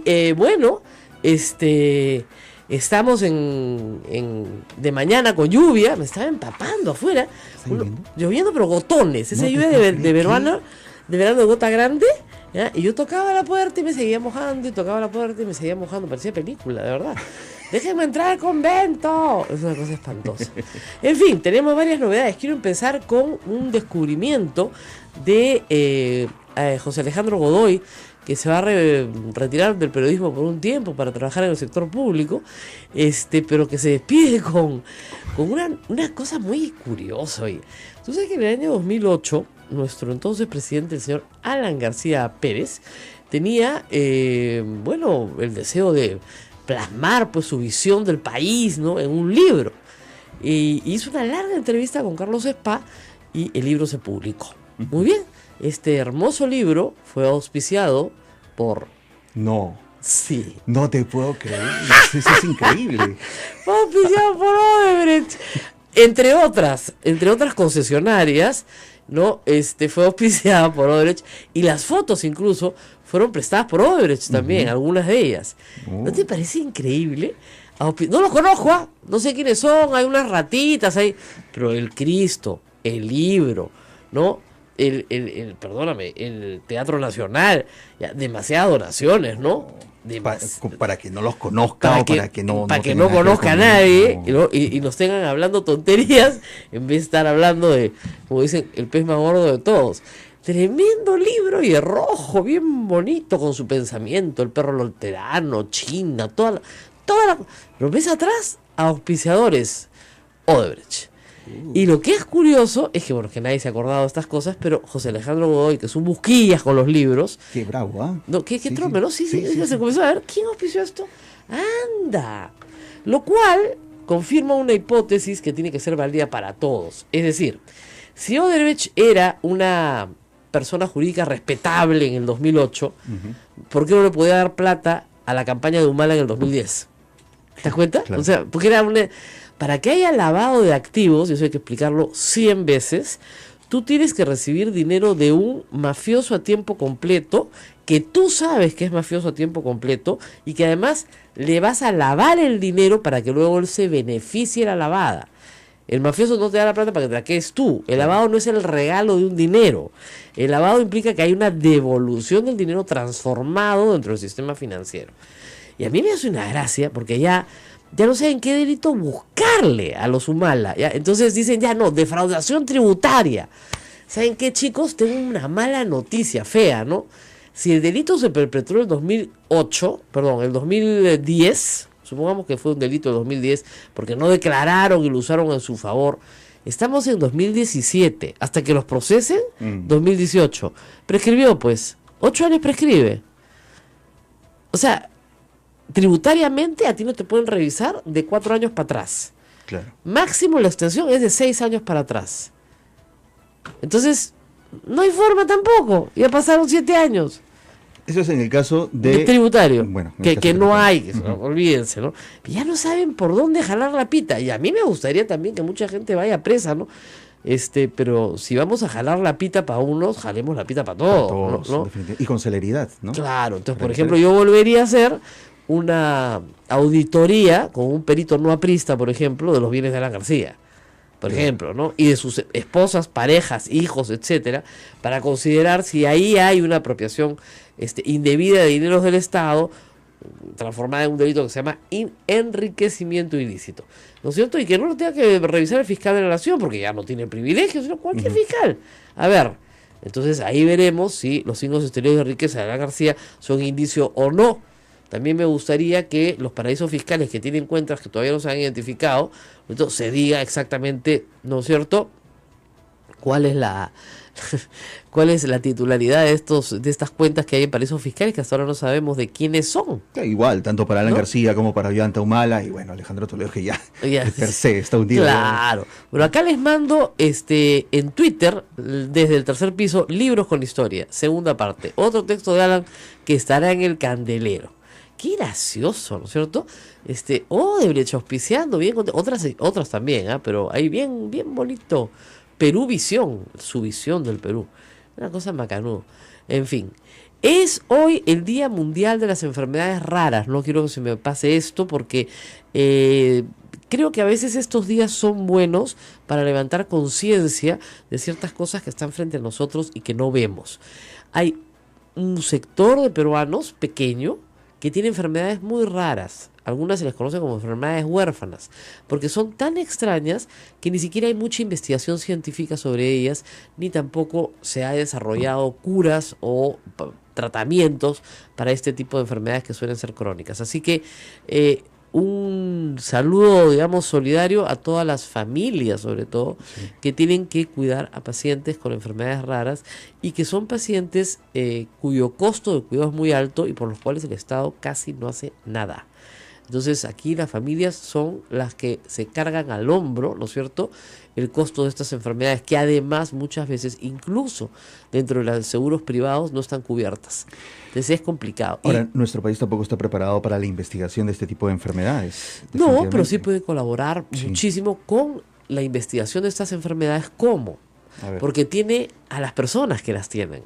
¿Te das cuenta? Habiendo tan pocas personas en el mundo con determinada enfermedad, justamente las personas que tienen enfermedades raras son ellas sujetas a detalles. Sin embargo, en el 1 y el 2 están llenos de detalles. Entonces, o están dándonos la información a cuentagotas, que eso es lo que yo supongo, o están esperando que los implicados mientan ante el fiscal para además acusarlos de algún tipo de falsedad. Claro. Supongo. Es un truco viejo. Vamos a una pausa y volvemos. Esto es A Pensar Más con Rosa María Palacios. Sodomco, Sociedad Dominica de Medios de Comunicación.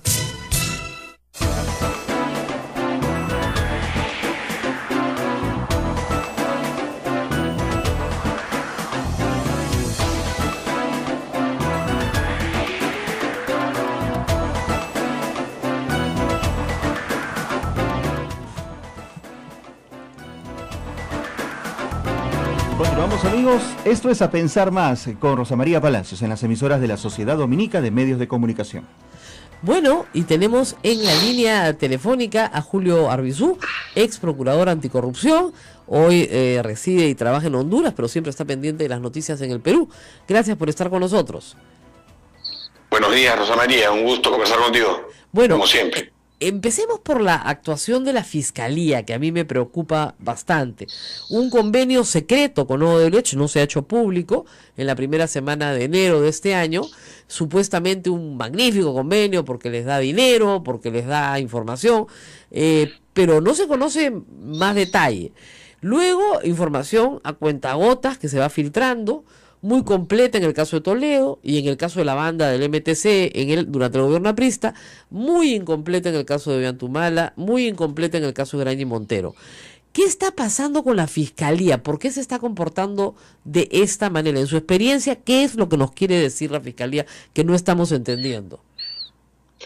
Mira, Rosa María, yo estoy muy preocupado por esto que tú mencionas.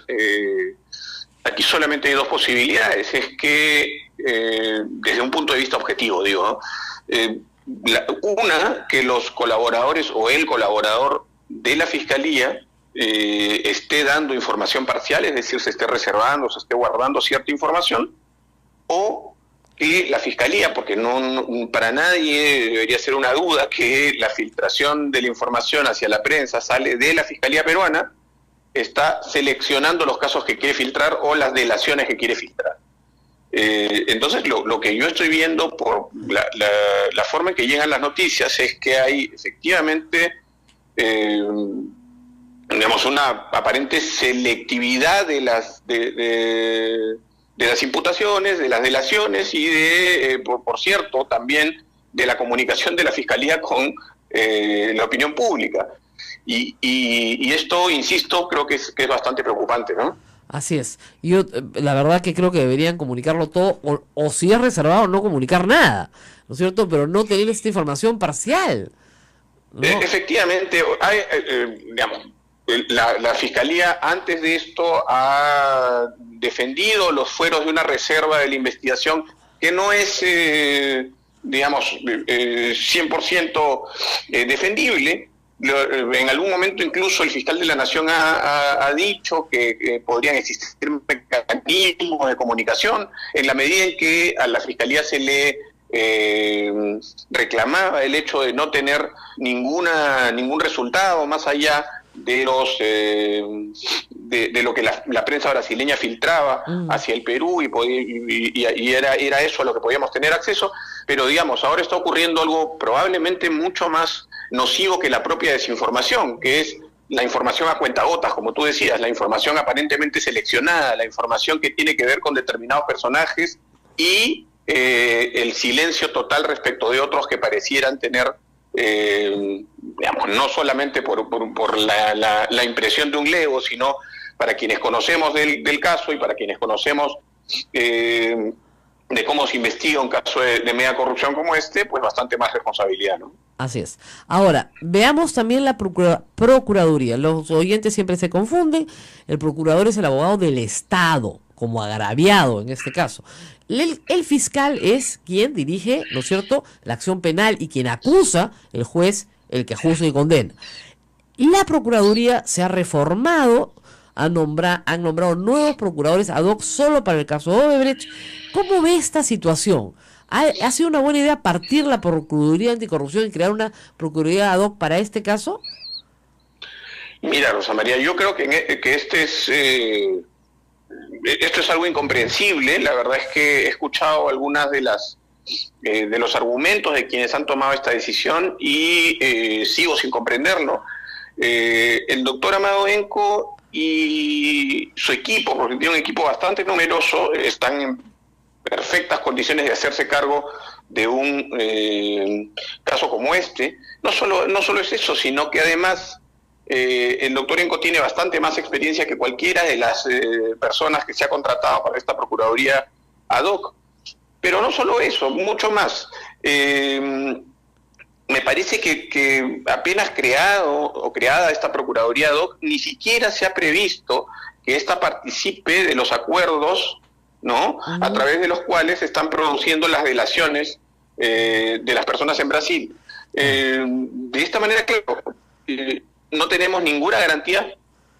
Claro, o sea, miren, la diferencia que yo observo, por ejemplo, es que la Procuraduría en la época del proceso Montesinos-Fujimori fue absolutamente proactiva y participaba en las confesiones de, por ejemplo, Martín de Pinchi Pinchi. O sea, participó activamente. Martín de Pinchi Pinchi primero busca al procurador y luego van a la fiscalía. Hemos perdido la comunicación, pero la vamos a retomar en un instante.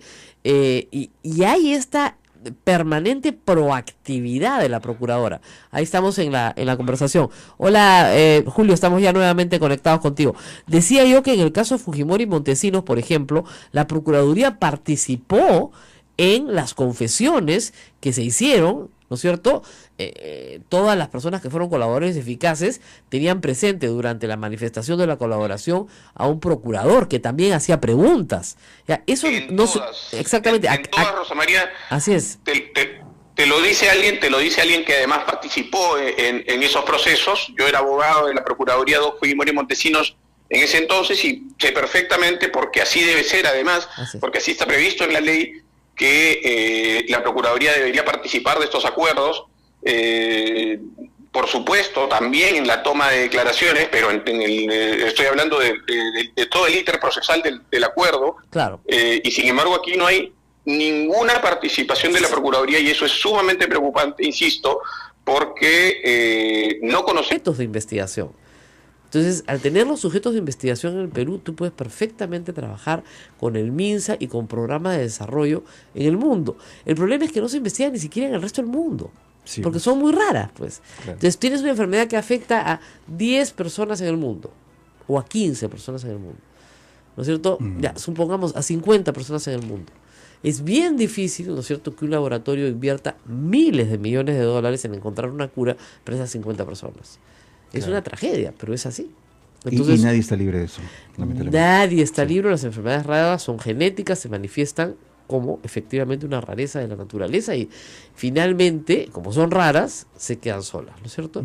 Y a veces tenemos familias muy, muy pobres, reitero, que no tienen ni siquiera acceso a salud, que tienen que correr con todos los gastos del cuidado de una persona con una enfermedad rara. Vamos a dar otra noticia importante también. Ayer me han dicho bruja, adivina, de todo, pero no soy bruja ni adivina, ¿ya? Sino que explico lo que el sentido común indica.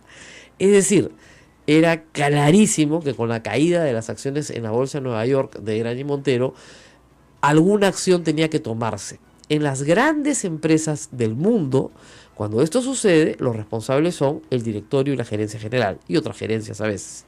¿Ok? Entonces, el primer acto que se tiene que hacer es sacar a esas personas, o esas personas renunciar como se ha hecho, para dar una sensación de confianza a los inversionistas institucionales, que son bastantes en Estados Unidos y tienen un porcentaje bastante importante de la empresa, y señalar que no tienen ninguna, no van a empañar, digamos, la conducción futura de la empresa por actos de corrupción que ellos niegan, pero que se les imputan.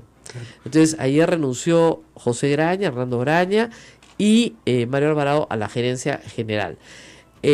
Obviamente eso es una empresa familiar, pero lo que se suele hacer en la asamblea de accionistas, que creo que es hoy o en estos días, es nombrar a directores independientes, ¿no es cierto?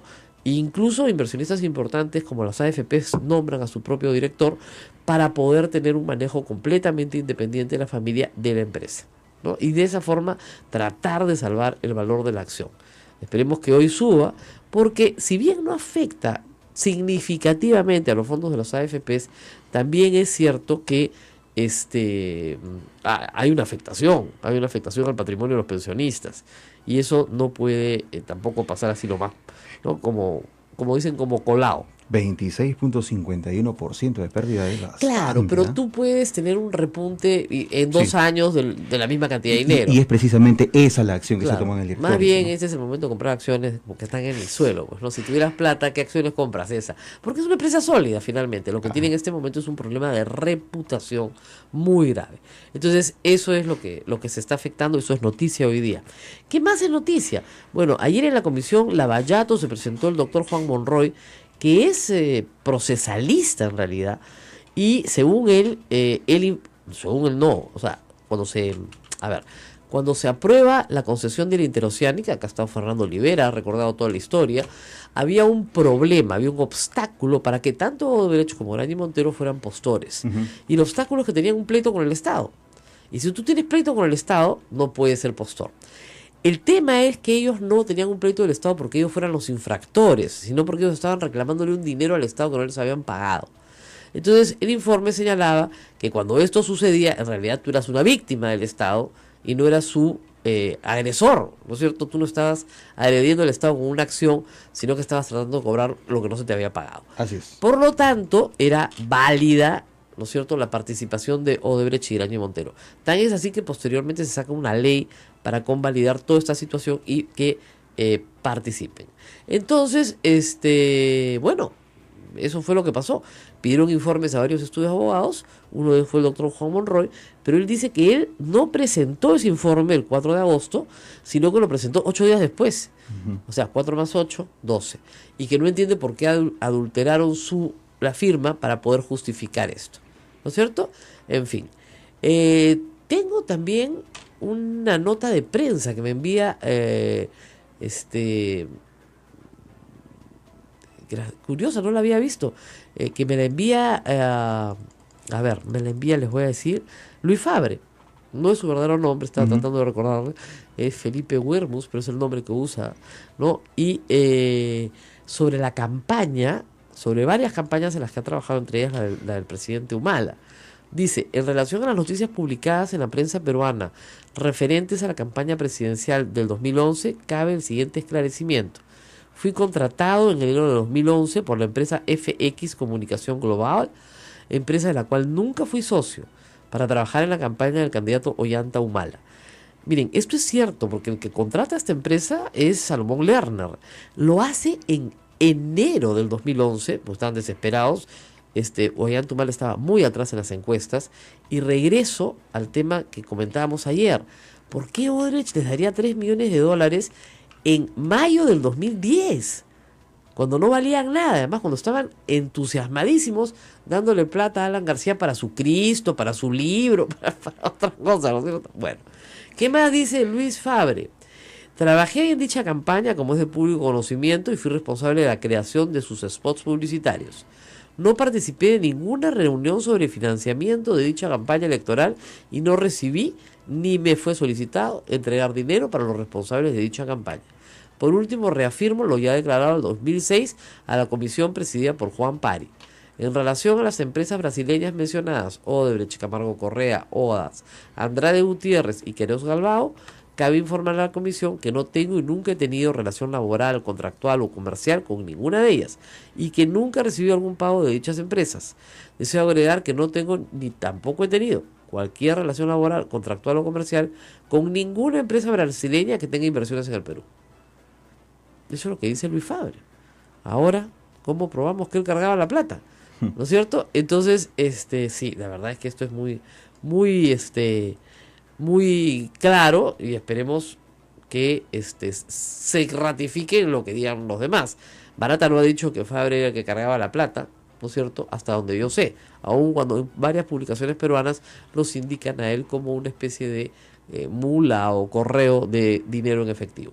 Lo cierto es que él entra a la campaña en enero del 2011. ¿Y por qué lo sé? Porque cuando él entra a la campaña le prohíben a Humala darme entrevistas. Nunca más me dio una entrevista. No le era conveniente. La última entrevista que me da Humala a mí es justamente las primeras semanas de enero del 2011. Yo creo que Fabre vio y dijo, no vuelve más a este programa. ¿Ya? Entonces simplemente nunca más me dieron una entrevista. De verdad. A partir de que Fabre aparece. ¿Ya? ¿Por qué sería? Porque quería ganar las elecciones, supongo, ¿no? Pero en fin, entonces sí recuerdo claramente los hechos, ¿no? No son hechos a los que no pueda recordar. Así que nada, vamos a hacer una pausa, hay mucho más por contar.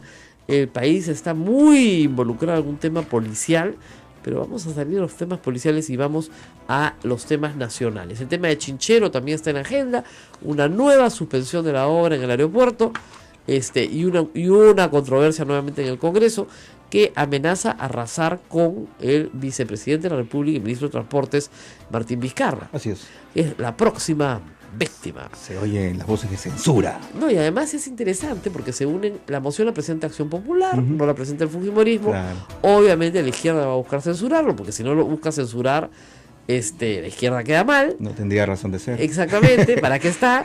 Y con los votos del Fujimorismo simplemente el hombre está quemado. ¿Ya? Y era la carta de sacar adelante infraestructura muy importante para el Perú. Como lo hizo bien en Moquegua, el presidente confiaba muchísimo en que Vizcarra pudiera sacar adelante todos los proyectos de infraestructura que hay que sacar, que no son pocos, y simplemente lo van a quemar, como han quemado al ministro de Educación. La maldición de Saavedra. ¿No? 27% tiene popularidad el presidente. Se le dijo, se le advirtió. Y nuevamente viene aquí algo que conversé anoche, pueden verlo, voy a tratar de colgarlo, en una conversación muy interesante con Steven Levitsky y los estudiantes peruanos en Harvard. Se reunieron en una clase y tuvimos una conversación de 1 hora y media por Skype. Bien interesante la experiencia. Y ellos, bueno, obviamente desde la distancia, desde Boston, están muy preocupados por lo que pasa en el Perú. Y varios de estos temas de los que hablamos aquí en la mesa todos los días fueron conversados anoche. Claro. Así que les voy a pasar el link. Pero, miren, la situación de corrupción en el Perú tiene un problema bien grave. No hay un líder en este momento anticorrupción. Hoy día lo dice Mirko Lauer en su columna también. No hay una cara. Nadie es el líder anticorrupción. Ese espacio está vacío. Entonces hay que preguntarse si se va a llenar con Verónica Mendoza, con Julio Guzmán. No se puede llenar con ninguno del elenco estable. El elenco estable pues está quemado, sí, ¿ya? Pues. Y Keiko Fujimori no puede abanderar la lucha contra la corrupción porque, digamos, el movimiento antifujimorista simplemente no se lo va a permitir, pues. Es ridículo. Entonces, ¿quién va a hacer la cara? Debería ser el presidente de la República. Y sin embargo, su cercanía a Toledo, el premierato, haber sido ministro de Economía, lo tiene contra la pared. Entonces, eso lo único que hace es bajar y bajar y bajar y bajar las encuestas. Tremendo. Si el presidente llega a 10% de las encuestas, con un país que no lo quiere ver, ¿no es cierto?, con ministros censurados, ¿qué va a pasar? ¿Quieren que les cuente lo que va a pasar? Ya saben, ya se los he contado. Vamos a la pausa y volvemos. Esto es A Pensar Más con Rosa María Palacios. Sodomco, Sociedad Dominica de Medios de Comunicación.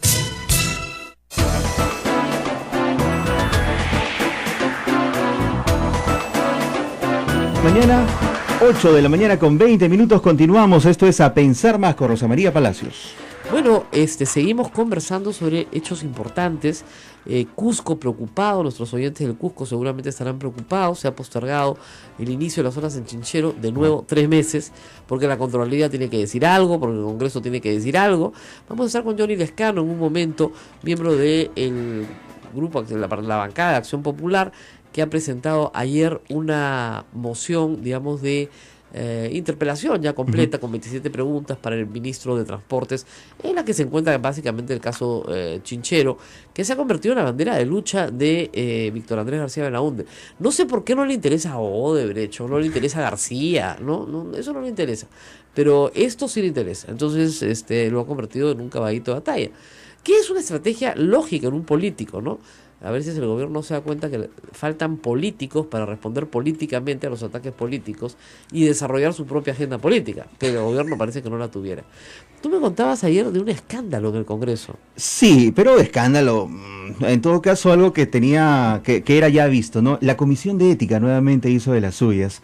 Luz Salgado y Kenji Fujimori librados de denuncias que podrían ser consideradas, si no fueran ellos, sino otra parte de la política peruana, gravísimas, ¿no? Éticamente incorrectas. Totalmente. Miren, esa comisión hay que cerrarla, por una razón muy sencilla, práctica.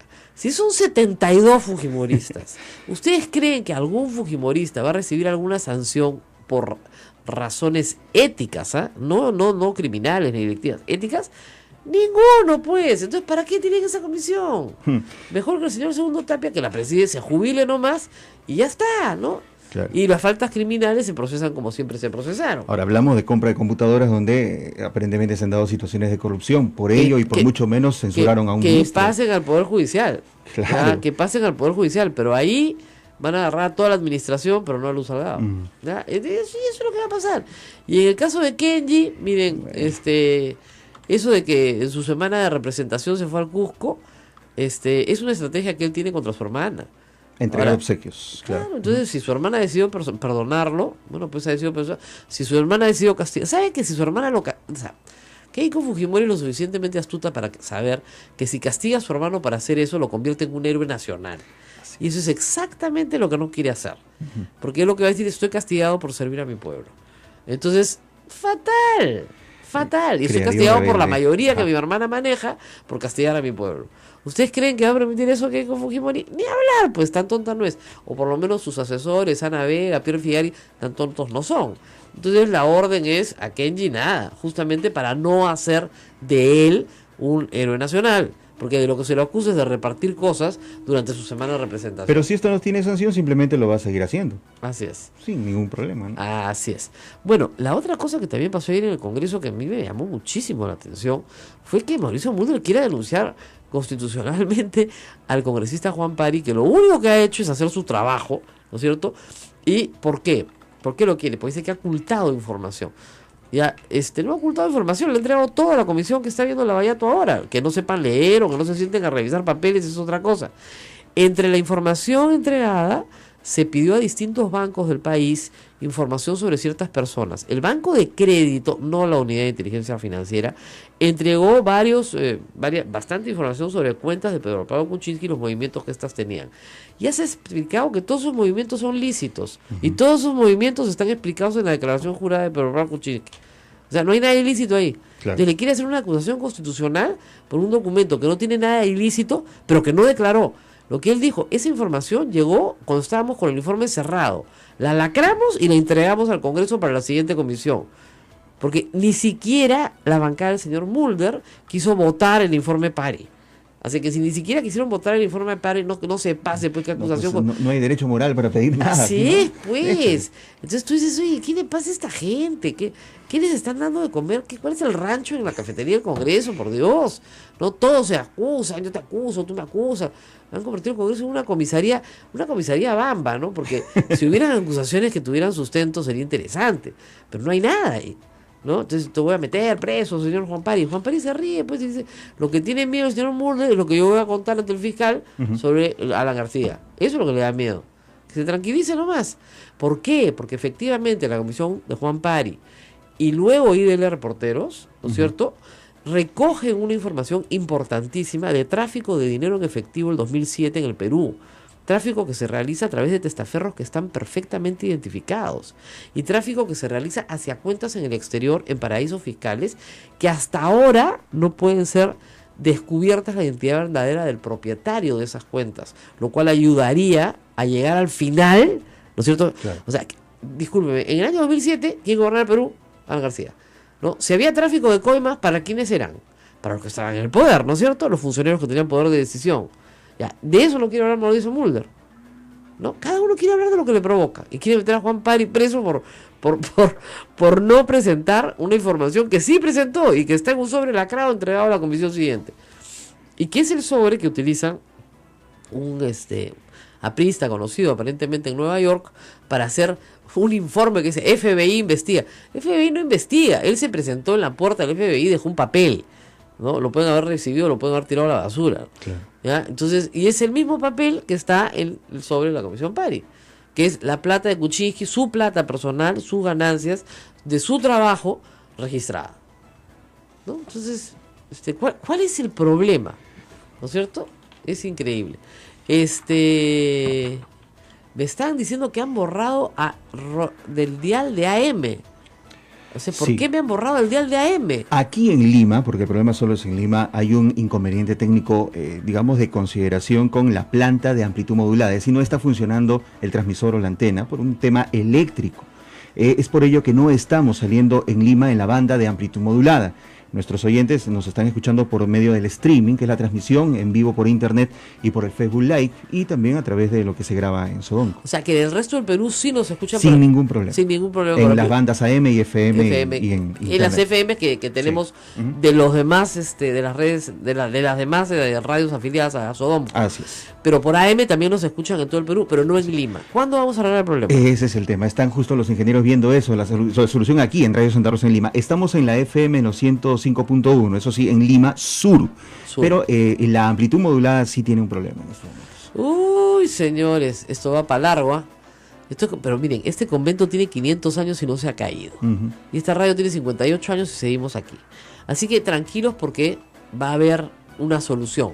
Mientras tanto, todo se puede solucionar. Oye, me dijeron ayer que esta conversación, por ejemplo, con los muchachos de la Universidad de Harvard, la han escuchado 20.000 personas. 20.000 personas, sí. Wow, es bastante. Live. Es bastante. ¿Ya? Y yo ni siquiera la había publicado, ¿eh? O sea, es impresionante lo que se puede hacer a través de estos medios alternativos de comunicación. Lo transmitieron vía Facebook. Sí, Facebook. Claro, eso es inmediato. Inmediato. Entonces, tenía gente de fuera que me decía, pucha, son las 3 de la mañana acá, pero me he quedado pegado. ¡Qué suerte, caramba! Y lo bueno de eso es que luego de esa transmisión en vivo queda grabado todo el contenido, ¿no? Y ahora lo voy a colgar más tarde.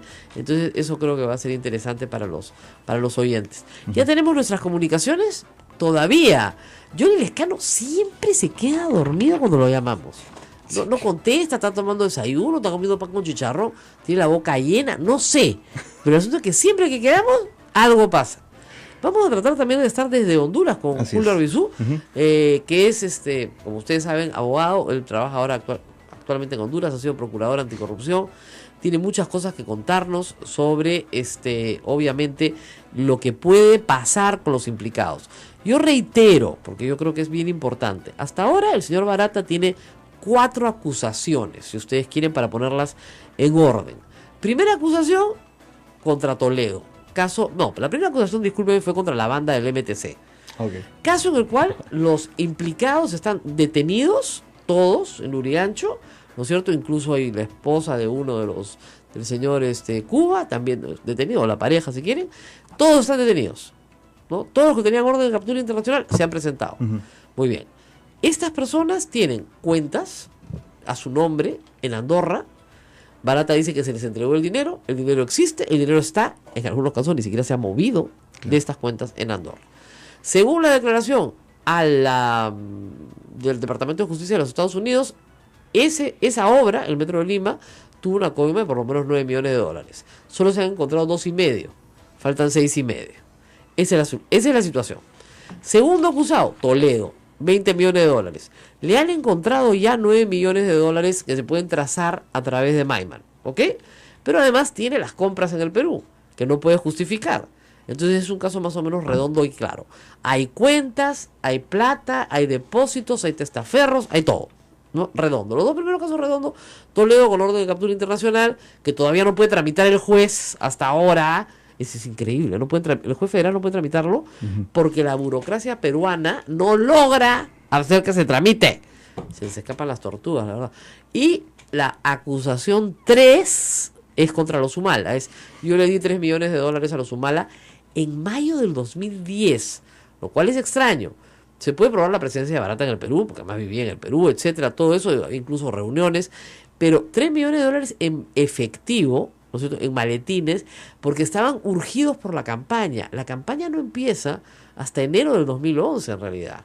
¿Por qué les entrega $3 millones antes? Dicen, no, es que era para sus gastos personales, para dárselos a otras personas. Ya, eso lo tiene que probar un fiscal. A ver, prueba pues. Ese es el problema. Yo no conozco un caso en que se haya probado lavado de activos de esa manera, ni defraudación tributaria. En ninguno de los dos casos. Y por esas dos razones no van a tener prisión preventiva, pues. Por más que Perú 21 pegue de gritos y Panorama haga el reportaje 150.000 sobre las mismas cosas, las agendas y las agendas. Eso no se arregla así. Se hubiera arreglado si es que hace más de 2 años o 3, cuando se dijo esto tiene que ser penalizado, ¿no es cierto? No se hizo. ¿Ok? Esto tiene que hacerse de otra manera, ¿no es cierto? Esto tiene que hacerse con la intervención del Congreso y hasta hoy no se hace.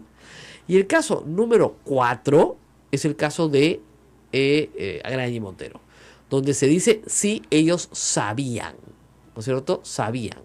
Pero saber es muy distinto a decir en la cuenta tal pusieron tanta plata, sabían y compartieron los gastos, pero no han dado tampoco ninguna información. Complicado, ¿ah? En el caso 3, Humala, y en el caso 4, Agraña y Montero, Barata no